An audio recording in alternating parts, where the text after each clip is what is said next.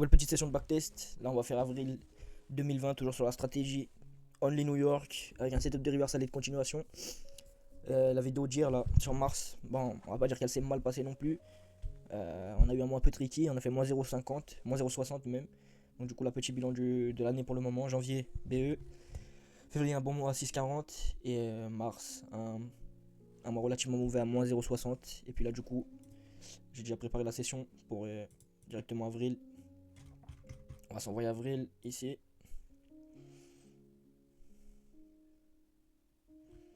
Tac. Je vais mettre directement le FX. Tac. Tac, tac. Mois d'avril 2020 sur le FX. Et ensuite on fera mois d'avril 2020 sur le petit, les petits indices tout simplement. Et on va se lancer. Hein. Il y a setup en haut à droite de l'écran. Je l'expliquerai correctement dès que. Dès qu'il y a un setup tout simplement. On explicitera mieux.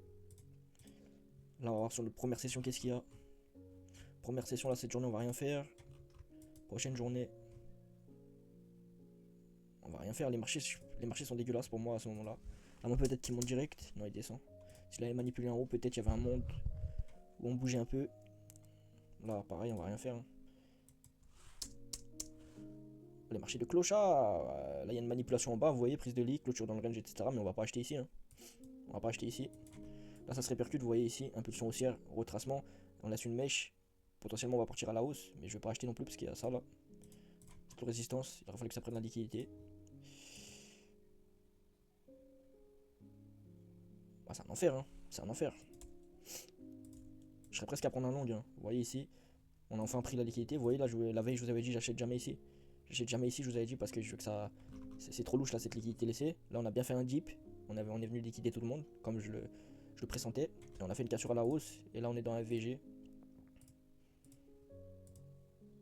Si vraiment il y a un très très beau MSS M5. Ouais, voilà. Le MSS M5 là, il est là, mais il est dégueulasse quoi. Il a le mérite d'être mignon, mais il n'y a pas de momentum. Le H1 était à peu près potable. S'il y avait vraiment eu un beau M5, je serais rentré. En l'occurrence, on fait rien encore. Next day. Ah, il y a un bon profile. Hein. Bon, là, on a pris, mais il reste c'est haut quand même. Ok. Bon, là, on a un potentiel profile de continuation. Qu'est-ce qui se passe là? La direction, globalement, on va à la hausse. Hein, vous voyez, impulsion, correction, impulsion, correction. Potentiellement jusqu'à ces targets ici. IRL to IRL. Ici, dans un premier temps, retracement en premium. Hein. Enfin, en discount. Vous voyez, retracement en discount sur cette leg, effectivement. Mais là, si on entre en tant que ça retrace en discount de cette leg et dans des VG, donc on aura l'IRL to IRL et le dealing range par la même occasion. HR to LR, vous voyez que pour le moment en vrai ça va. À chaque fois qu'on part à la hausse, surtout là, tout en bas, grosse prise de leak, on part à la hausse. Ici, prise de leak, on part à la hausse. Ici, prise de leak, pour le moment, on est parti à la hausse. Ce qui est dommage, c'est qu'on a déjà bouffé ces relative equals là. Et en termes de low résistance, on a ça. Ça a l'air plutôt intact. Même si ici, hein, on a une petite prise de leak de celui-là, enfin de celui-là sur celui-là. Il nous reste globalement celui-là aussi. Donc ça va, on a des low résistance. PGRS, ce serait. On a un breaker hein, dans le coin, forcément. On va le tracer comme ça, on va la finir un peu comme ça le breaker. On a des VG. Donc on attendra un retour dans cette box et on aura les PGRS dont on a besoin pour rentrer. Et après, voilà, hein. Classique London PO3 pattern. Tac, tac. Manipulation sur les bas, impulsion haussière avec du momentum. Donc qu'est-ce qu'on veut? C'est début de New York retracement pour continuation dans la tendance du jour. En tout cas, la tendance qui a l'air de s'être dessinée. Putain, je me suis fait baiser. Carrément, ça m'a ouvert une nouvelle table. Wow, ça met des musiques de fou. Mon téléphone, il a câblé. Ok, c'est bon. Oh, les musiques de malade qu'on me met. Bon, là, ça m'arrange pas trop. Parce qu'on est revenu pile dans la zone. On est revenu pile dans la zone. Après, tu vois, ouais. Breaker, je l'avais tracé sur les mèches. Hein. Donc, si tu traces le breaker au corps, on n'est pas venu dedans. Mais bon, moi, j'ai plus tendance à prendre tout ça, là, toute cette box pour le breaker. Le VG, là, par contre, il a pas été touché. Et bon, on prend les bas, on fait un breaker hein, pour de vrai. En M5, le souci qu'il y a, c'est que la troisième bougie du FVG, elle est dégueulasse, quoi. Ouais, la troisième bougie du FVG, elle est direct. Elle est direct bien noire. Ah, je suis méfique de mes raisins en vrai sur ça. Hein. Méfique de mes raisins en vrai. Il y a vraiment moyen de se prendre un instant de stop loss. Il est quoi? Il est 39, donc là la bougie H1 de manipulation elle n'est pas encore faite.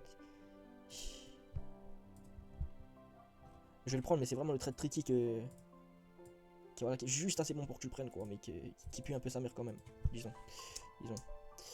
Tac tac. Ok, heureusement que je l'ai pris, en vrai, c'est revenu pile dans les VG. Après que RM5 et VG, ça part à la hausse, pour l'instant on est sécurisé à BE. Peu importe ce qui se passe. Donc on a fait 3 R, on a fait 3 R, on a fait 3 R. Je vois un truc là, si tu target les targets HTF, qu'est-ce qui serait passé? C'était ambitieux à 5,38, mais bah, ça va bégayer, hein. Ça va bégayer, ça atteint la première. La première assez rapidement à 4,58. Mais bon, moi dans tous les cas, je risque du 3. Enfin, je target du 3. Donc c'est très bien, c'est très bien. Trade rapide, on a du momentum. Comme on a dit, c'était un peu tricky, c'était parce que je l'ai vu moi, le momentum ici, la bougie elle est magnifique. Mais si la troisième bougie là même elle est slightly blanche, juste un tout petit peu blanche, tu vois, quasiment un doji, ça m'aurait pas forcément dérangé. Mais là, le fait qu'elle soit aussi noire et que le busy, voilà, il soit. En fait, vous voyez le pattern un peu. La bougie blanche, elle est enfermée entre deux bougies noires qui font chacune, ouais, un bon pourcentage quoi. Et ouais, je sais pas. On va blablater 2 heures. Au final, le trade était propre, donc j'ai décidé de le prendre. Et heureusement, là, le setup est dégueulasse. Ici, ça pue la merde, hein. Ouais, ça pue la merde avec tout le respect. Ok. J'aurais pu l'ongle le GBP USD en toute impunité. Le problème, c'est que j'ai pas de low résistance en haut, j'ai pas de target à me prendre. Et l'euro, bah, qu'il aille se faire enculer, hein, tout simplement. Je fasse attention parce que vu qu'il y a ma grosse tête là sur l'écran, faut pas que j'analyse beaucoup JE. Faut pas que je commence à le cacher sous les dessins là-haut, hein.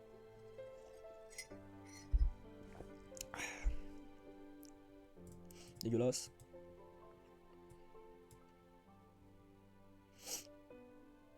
Là, mon target serait un mois encore à 6%. Là, je target un mois à 6% parce que bah, on a fait 0 après 6%, après moins 0,60. Donc là, il faudrait qu'on fasse 6% en vrai. Pour rester sur une bonne dynamique dans le mois. Enfin, dans l'année. Tac, tac, tac, tac, tac. Ah, je vais pas mentir non plus, hein, je vois rien. Je vois rien ici. Ici, on aurait pu presque chercher un short. Le problème, c'est que chercher un short, c'est compliqué quand on a déjà pris des Lilo en fait. Et là, au short terme, on n'a pas de low résistance sur la gauche, on a rien. Lui aussi, ça va te faire enculer. On aurait presque pu chercher un long dans ce busy là. Un long laser, mais voilà, il a déjà su le previous daily high de manière assez louche.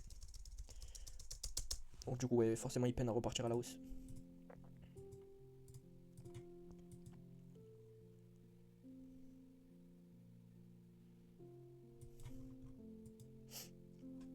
Je vais pas tenter un setup de New York Reversal dans le sens où on a fait MSS à la hausse en H1. C'est dommage, hein.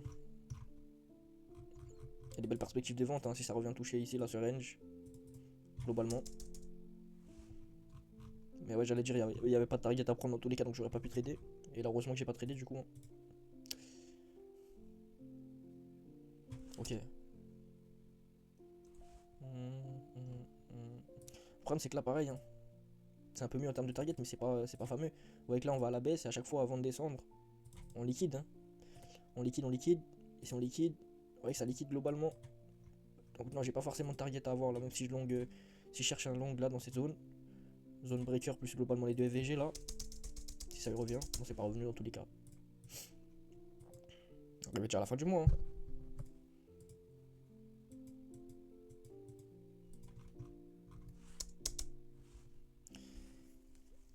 Ce qui me fait chier là, c'est que le FVG il était déjà filled. Vous voyez, là, cette petite mèche. C'est caché ou pas? Là, la mèche, elle file déjà, on revient dedans. Bon, sur l'euro, c'est un peu différent. Il a une field.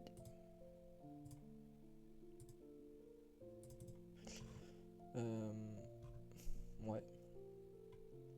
Pareil. On va arriver dans des zones intéressantes d'achat. Par là, là. Mais j'ai pas de target en haut. Donc j'aurais pas pris même s'il y avait eu un beau MSS. Et dans tous les cas, il n'y a même pas eu d'MSS. Putain, y'a rien.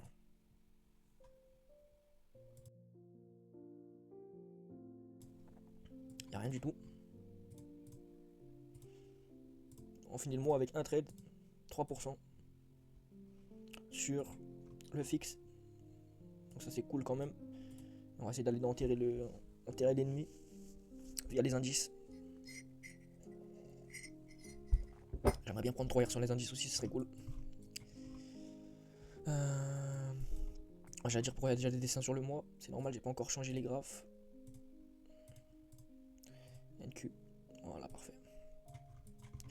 parfait, parfait. Next session. C'est dommage, hein, on s'était fait. On voit le stop loss qu'on avait pris sur l'autre mois, on s'était fait enculer en fin de mois, hein, le 31 mars. Next New York. Ok, bon là potentiellement un reversal. Ouais, dommage. Je disais potentiellement un reversal, hein. Je voulais que ça prenne les hauts de London et bim. Et là bah ça fait bim, mais direct. Donc voilà, malheureusement.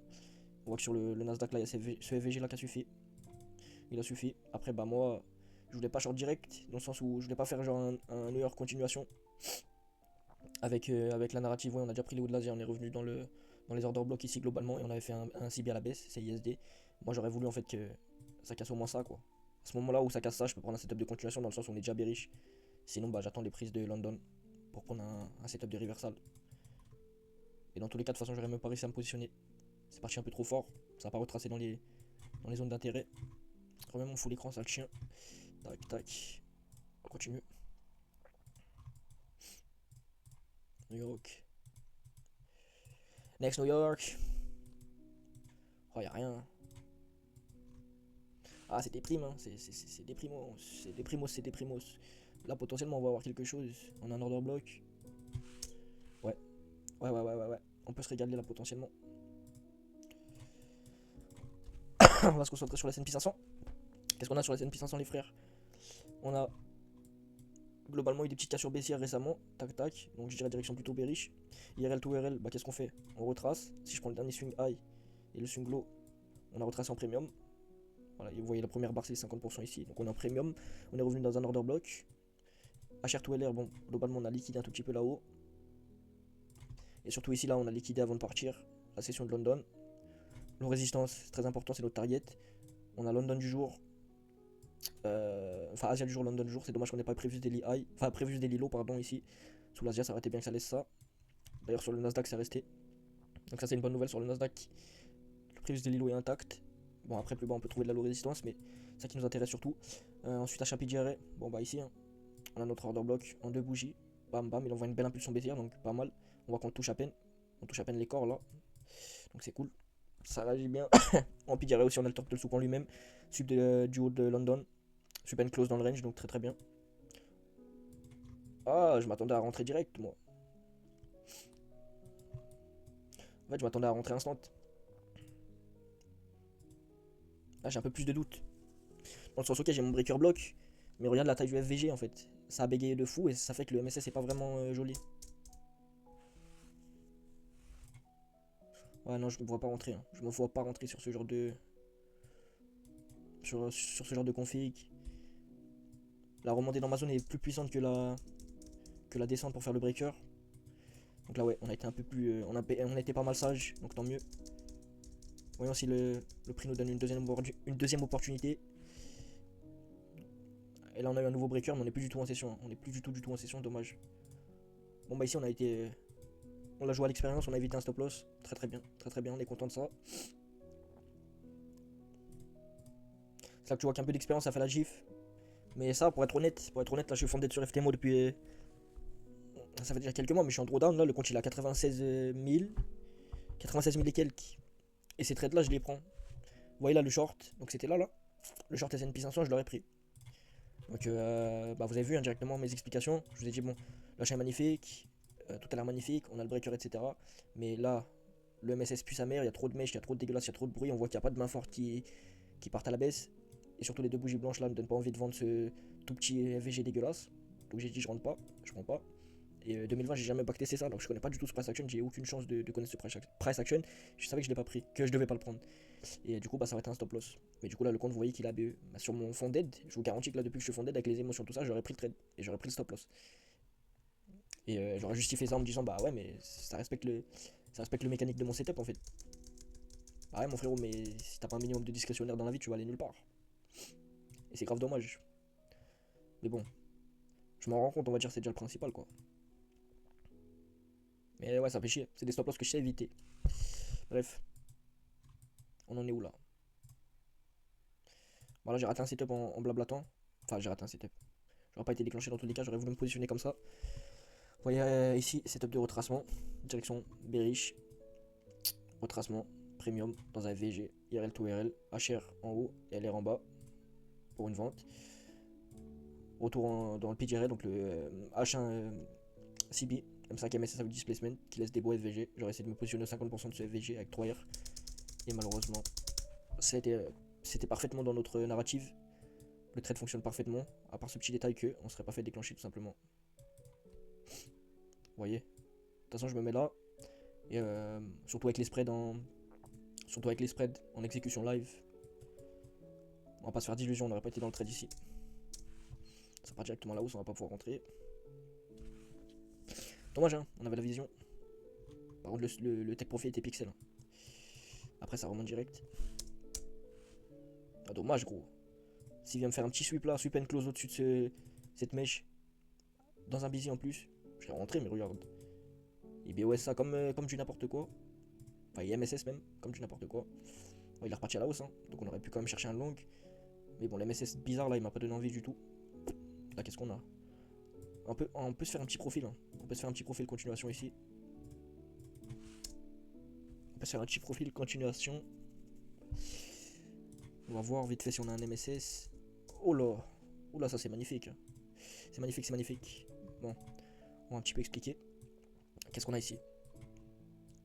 Bon, on a une tendance un peu zarbi sur les indices, dans le sens où les impulsions baissières sont fortes, les impulsions haussières sont fortes. Mais globalement, dans tous les cas, si je prends la dernière leg, ici, tac, tac, manipulation à la base breaker, on est bullish. On est bullish, on a un beau breaker ici, y a pas de souci. Ici, qu'est-ce qui se passe? Le matin, on prend previous daily low et on impulse toute la journée à la hausse. Et qu'est-ce qu'on fait? Début New York, on retrace ici en premium, enfin en discount, dans un FVG.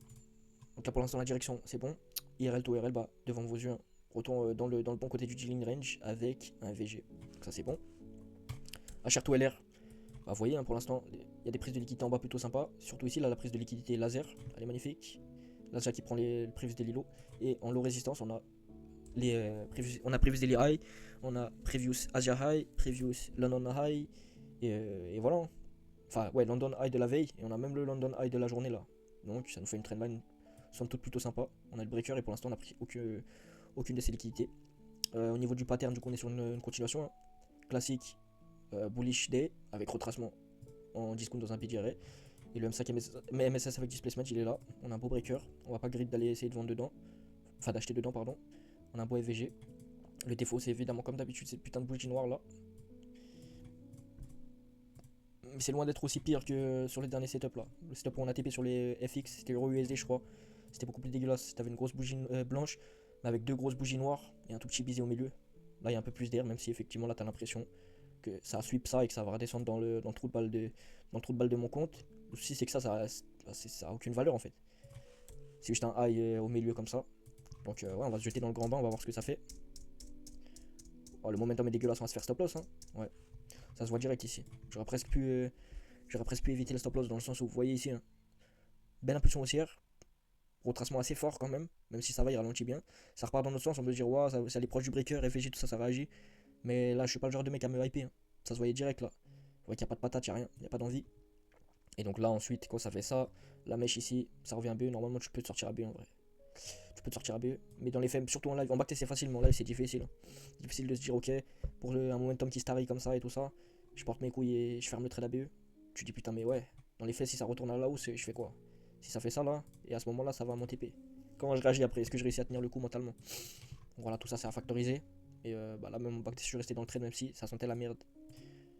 Donc pour l'instant, on a moins 1% sur les indices et on a plus 2% sur le FX. On fera le bilan à la fin, mais pour l'instant, on a 2%. Le target, c'était 6%. On est le 17 avril, on va revoir ça à la baisse. Hein. On va essayer de refaire un TP pour faire 5% en tout, ce serait quand même pas mal. On va voir ce qui se passe. En parlant de TP, on a un beau profil journalier là, j'ai l'impression. Avec classique reversal pattern, on est bullish. Globalement, vous voyez, grosse impulsion bullish, pardon, retracement.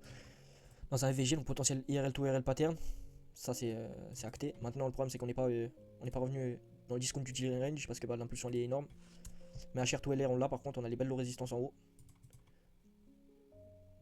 D'ailleurs, les low résistances sont plus belles sur Nasdaq, mais c'est tout ce qui est plus beau sur Nasdaq. Hein. Sinon, c'est S&P avant tout. On voit que le S&P, il a break son London, alors que lui, il a fait un sweep and close dans le range London. Donc, belle high résistance ici. Pour des belles low résistances en contrepartie. Et ensuite, bah, PGR, c'est ça. On a le Fair value gap, et là on a même un gap. Le gap de la journée tout simplement. D'ailleurs lui il a clôturé sous son gap de la journée. Ah ça pue la merde hein, quand je vois le Nasdaq comme ça là qui monte des red flags. Après on a quand même le sucre des bas de session en session. Et là ce qu'on cherche c'est M5 et MSSI displacement. Ouais. Ok, mon instinct avait bien vu. En fait le Nasdaq là ce bâtard il avait déjà clôturé sous son London. Donc il avait pas fait de prise de leak. Il avait clôturé sous son range ici. Enfin son gap. Donc, même s'il y avait encore un fair value gap, ça sentait la merde dès que ça clôture comme ça sous le gap. Normalement le gap c'est dopé, c'est trop puissant. Donc ça montrait qu'il y avait moins de chances que ça parte à la hausse, même sur S&P 500. Bon la rebelote, on va potentiellement essayer de se retenter un achat. La différence c'est que là on sera revenu en premium. Merde, j'ai passé des bougies H1. Bon ça va, il n'y avait pas d'MSS propre. Il n'y a pas d'MSS propre dans tous les cas, on serait pas rentré. Je vais supprimer tous les dessins, là on va revenir à 9. On va voir si ça sweep les hauts. Potentiellement short Nasdaq, mais bon il manque de PDR en fait. Tant mieux. Il va dans le trou de balle de sa mère, il bouge genre horizontal, full horizontal. Il est fou. Il nous reste quelques jours pour potentiellement essayer de se trouver un setup. Et puis bah, si on trouve pas de setup, ça sera un mois à 2%.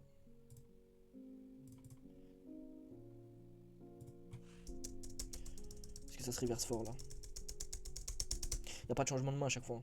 On verra des zones plus ou moins intéressantes que je marque pas un chien. Je vois M5, il n'y a pas de MSS, c'est pour ça que j'explicite pas forcément. J'essaie d'écourter un peu la session. Bah ici même si je tente un classique. Continuation, j'ai pas forcément de target en haut quoi. Je vais pas m'inventer une V. J'ai eu de la chance d'ailleurs. Si j'avais tenté un long ici, j'étais mort. Ah, ça pue la merde, c'est quoi ce bordel?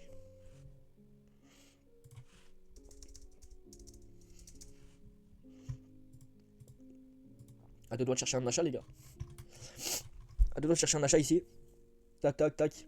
Si j'avais juste eu un meilleur breaker en fait avec des bougies, pas des bougies de grande salope comme ça. Là ça me fait des bougies de grande salope jusqu'au MSS. Je rentre pas et après tac. Après tac. Ça part en couille. Bien fort à la hausse. Dommage. Dommage. On n'aura pas rempli l'objectif du mois. On finit ce mois là avec 50% de win rate. Je suis bien sur la bonne stratégie. 80% de win rate. Bon, c'est pas significatif, on est que 11 trades. L'année 2020 qui commence doucement. Mais bon.